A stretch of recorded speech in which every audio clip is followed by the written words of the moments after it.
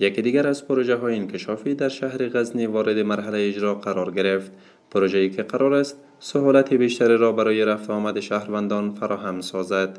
این پروژه ساخت سرک شفاخانه ملکی به طول 1800 متر و عرض 30 متر از ساحه کلاه سبز تا شاهراه کابل قندهار در ناحیه دوم شهر غزنی می باشد.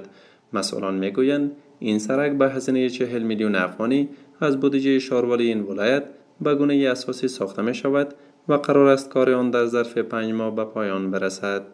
یاد پروژه تقریبا چې سباند 1 کیلومتر پروژه ده د عمومي شهرانه شروع کیږي مګر ان تر شفاخانې نه تیریږي د بالول څخه په خوا چې کوم لار تللی ده د یو سړک سره وصل کیږي او تقریبا مالی لګښت چې دا د ښاروالۍ د خپل داخلي بودیجې نه ده څه کم 40 میلیونه باندې دا پروژه شرکت برنده سوی ده او 15 میاشتې وخت ورسوی ده چې په 15 میاشتې کې به یاده پروژه ښاروالي ریاست ته تسلیموي ورکوي به بل اړخه د کیفیت د اړخه ډاډ ورکوو چې انشاءالله دغه پروژه به په هم د کیفیت له اړخه هم د سرعت په لحاظ باندې په ښه شکل باندې مخ ته وړو.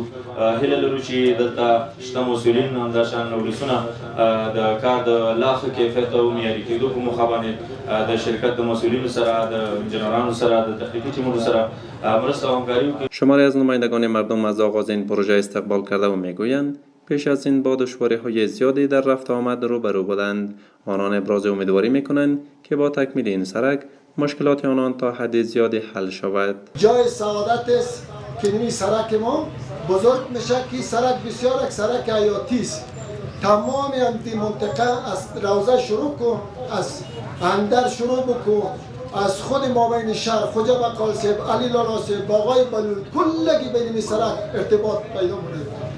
این در حالی است که شاروالی غزنی به شمول ساخت این سرک از تطبیق 22 پروژه دیگر نیز در سال جاری خبر می دهد که با تطبیق آن برای دهها تن زمینه کاری مساعد خواهد شد.